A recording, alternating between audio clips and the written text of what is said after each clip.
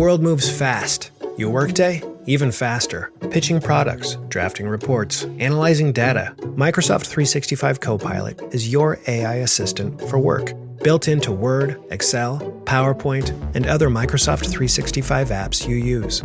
Helping you quickly write, analyze, create, and summarize. So you can cut through clutter and clear a path to your best work. Learn more at Microsoft.com/M365 Copilot. It is my great honor to welcome you all to Starfleet Academy.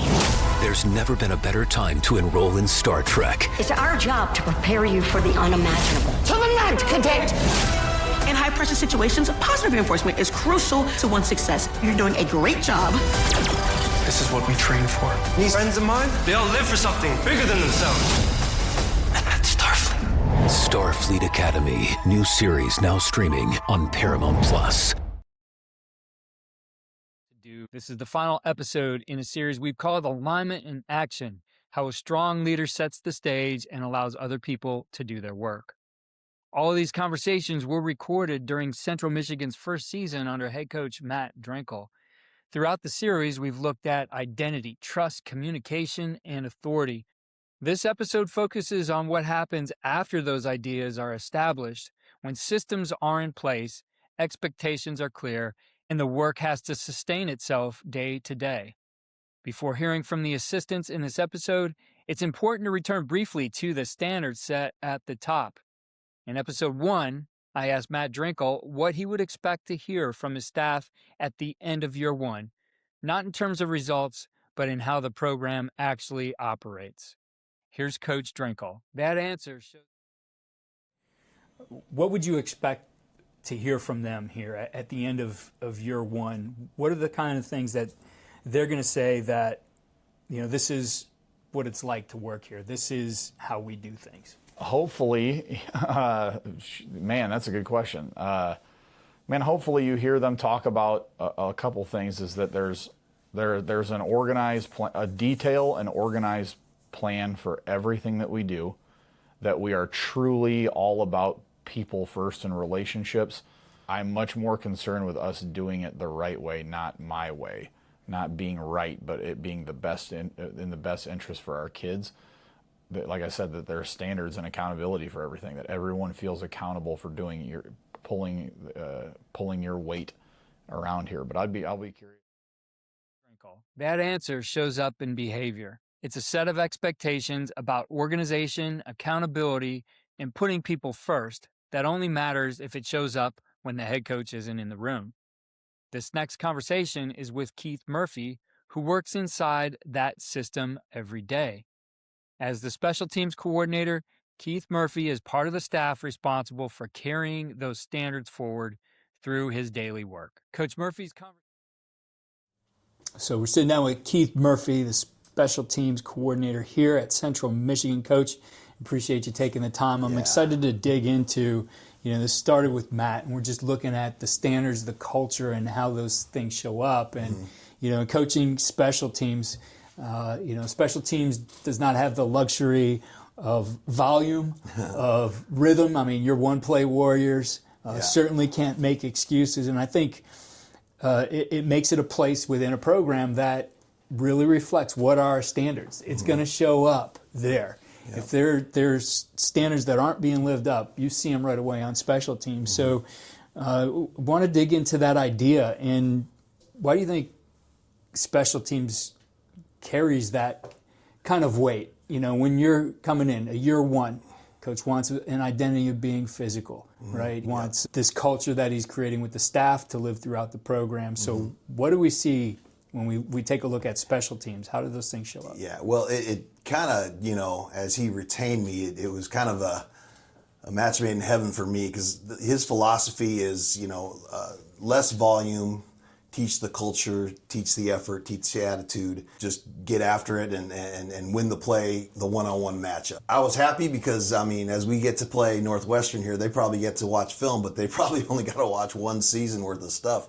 because everything else 6 years going back is very similar to what we've done, every year. But the culture of playing hard, playing fast fits right into what Coach Drinkall wanted.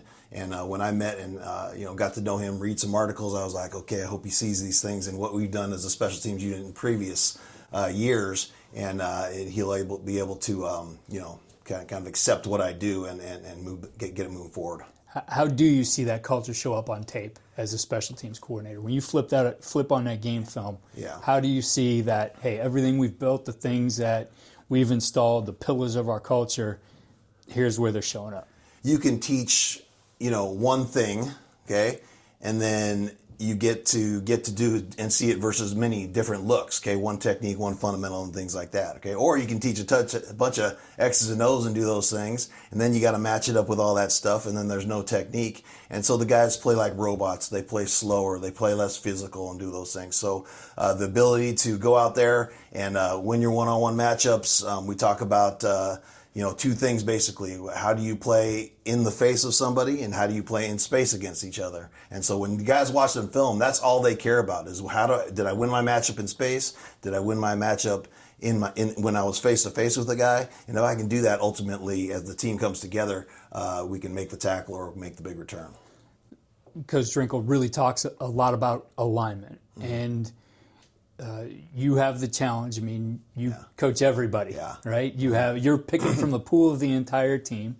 How is it aligned for you? How is it set up for you so that it doesn't feel like extra? I mean, I think a lot of people talk about the third phase and how important it is, but it certainly can become lip service really quick when you don't have somebody sitting at the top that's saying, damn it, this is important. No, exactly. So, Coach Drinkall, obviously, we start after every team meeting. We do the special teams meetings, and our first 4 periods of practice are all special teams.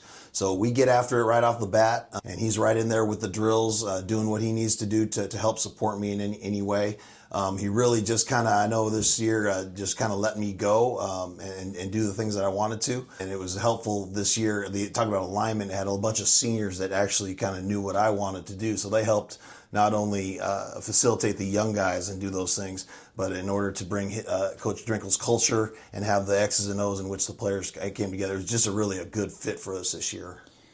Obviously, you work with the staff too, and so there is that shared responsibility. How do you work with those coaches to make sure that this isn't just me running this is both of us, I'm working with you, and obviously the skills they teach their players in the different positions apply to what you do too. And that's another thing that Coach Drinkall does. He allows me to use every coach that I need, okay, other than, maybe, and this is my fault, the coordinators have to do what they have to do. The line coaches have to do what they do, because what they have to do is just the details within the front and what Coach Drinkall wants to build from that aspects. Those extra 4 periods of individuals for the line coaches to get after their guys, okay, on that, and then the coordinators to be there with them. That's fine. But the rest of the coaches, I get them all. They all help me. I meet with them, give them coaching points, really bullet points to go out there to reinforce. Same thing with them. I can't give them, 100 things, and then they're relaying 100 things to the players, and then now all of a sudden it's 1 or 2 bullet points, 1 or 2 coaching points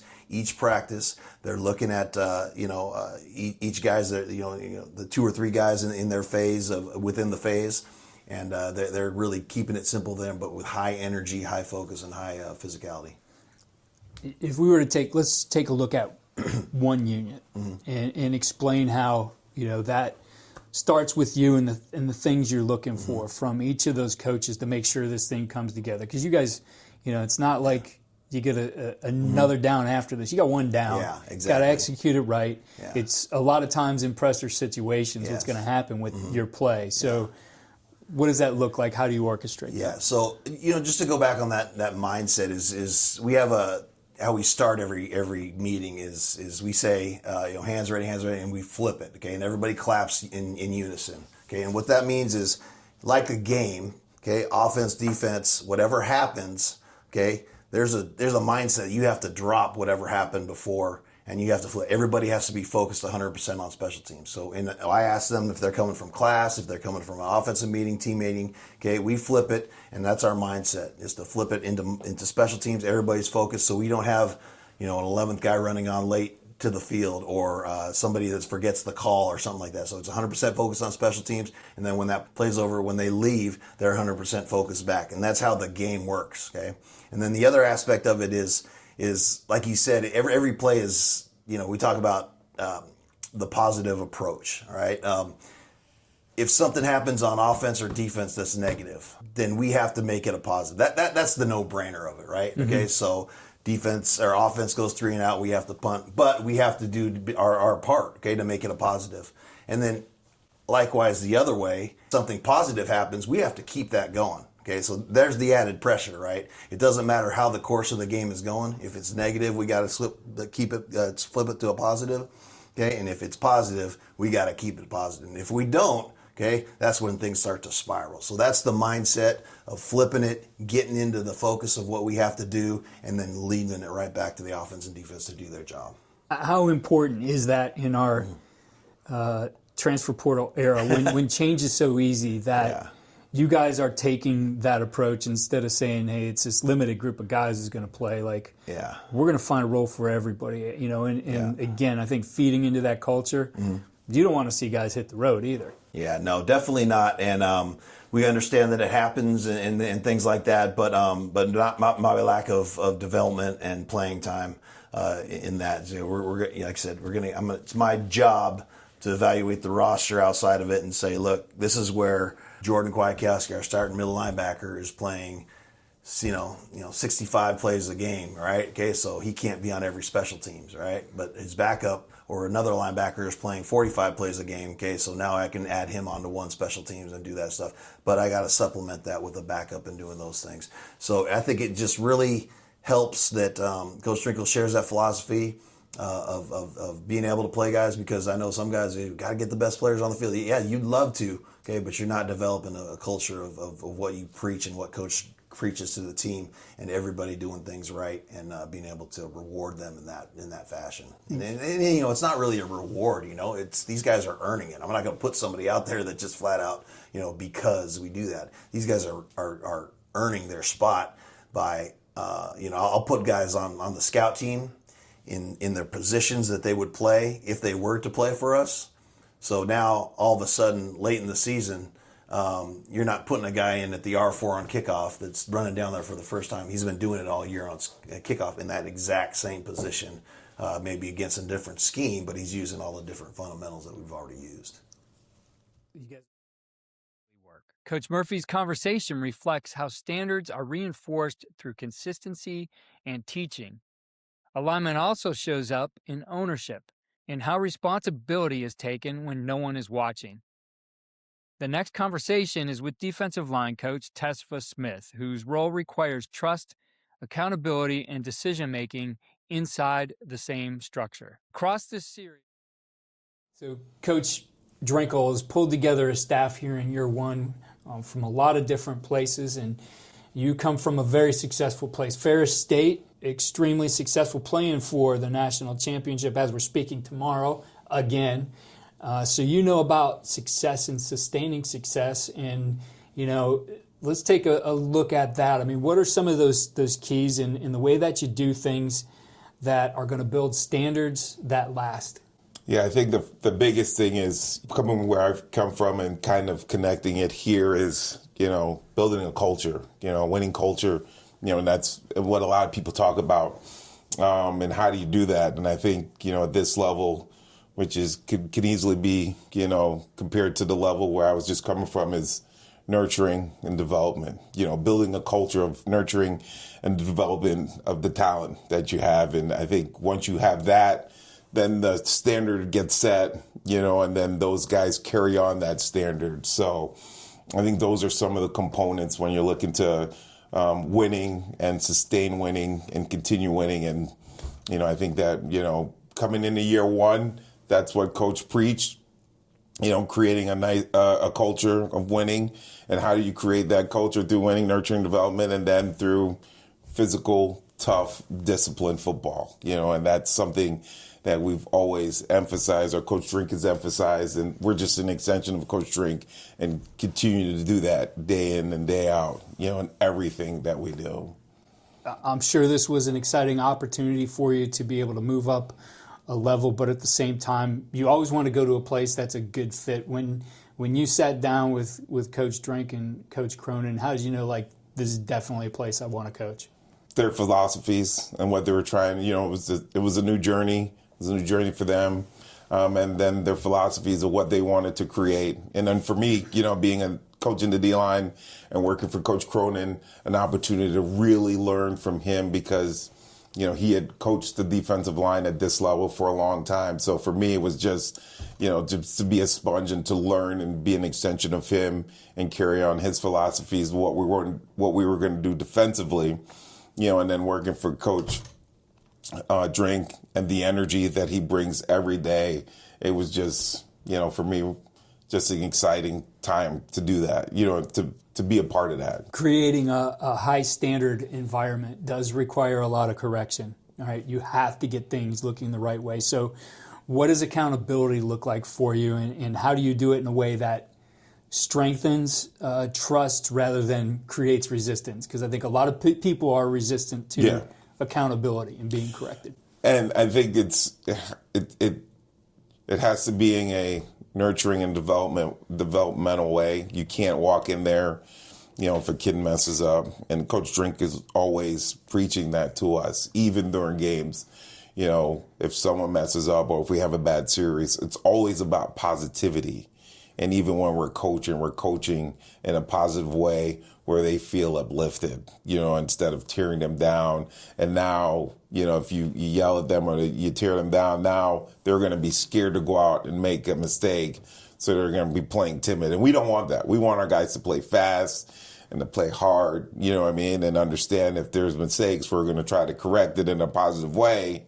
But we don't want you to change that approach to when they're going out there and playing. So I think coaching in a positive way and and trying to uplift them every time, helps in their trust between us, and if the only time I'm communicating with them is screaming and yelling, then those walls get built up pretty quick, and then now you're not reaching them. When I look at Matt Drinkall, I see somebody who is just authentically himself. Is something he and I talked about, and I think he's brought unique individuals into this staff. How do you make sure that you're bringing what's uniquely you to this in a way that's synergistic, that it's adding to this, and rather than Coach having a carbon copy of all these same guys, like he does have unique personalities who make this a better, bigger picture. Mm-hmm. I'm very positive. I'm very optimistic on everything. The outlook for me is always glass half full. And so that's never going to change. No matter how bleak a situation looks for me, I'm always going to try to find a positive, a brighter side approach to it. And I think that helps, coming from my background and what I've been through. I know I'm blessed to be sitting here and to be coaching, these young men every day. So, that's my mindset. No matter how good or bad a day is when I walk through these doors, I always tell myself I'm blessed to be here.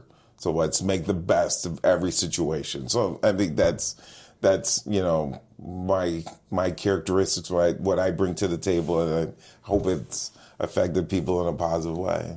Coach talks a lot about identity, and that identity being of being a physical, violent in a good way type of team. Obviously, that needs to translate right away to your guys. Yeah. You need those guys to be that too. How are you training that into them? How are you making sure that's part of the culture? While at the same time, you still need technique out of your guys, right? So that violence with some fine technique. How are you blending those two things together? I think one of the things Coach Drink always talks about is being intentional when we're teaching. So everything we do has to have intentions, and that's the best way that these young men can understand. If we're intentionally coaching these guys and everything. And so, we tell our guys we want them to play violent. We want them to play fast. We want them to play tough. And my approach is, whenever we do a drill, we try to do a drill as fast as humanly possible.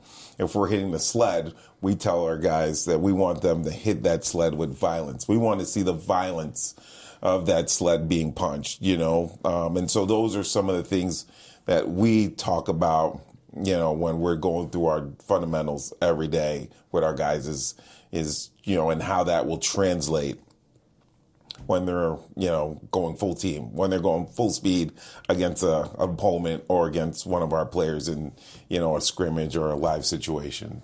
If I were structure. Across this series, alignment hasn't been something anyone needed to announce. It showed up in how people describe their work, how they handle responsibility, and how consistently expectations were applied. The through line wasn't agreement or shared language, it was shared behavior. Alignment in the end isn't about control, it's about creating clarity strong enough that the work continues even when leadership steps back. As the series comes to a close, we hope what stayed with you isn't a quote or philosophy, but the way alignment actually showed up in the work. What you take from it is up to you. What mattered to us was seeing whether the standards survived the handoff, which we believe they did. Thank you to the Central Michigan staff, Coach Drinkall and Aiden Opfer, for making. Thank you to the Central Michigan staff, Coach Matt Drinkall and Aiden Opfer, for making this project possible and for being generous, professional hosts throughout the process. We'd love to hear what you took away from this series. You can reach out to me on X at Coach K. Grabowski or through email, keith@coachandcoordinator.com. My link is in the description. You can find the full series and additional articles inside the Coaching Coordinator Network. We also created an AI companion for this series designed to help you apply the lessons and behaviors established by these coaches to your own situation. The link is in the description and available at coachandcoordinator.com. As the series comes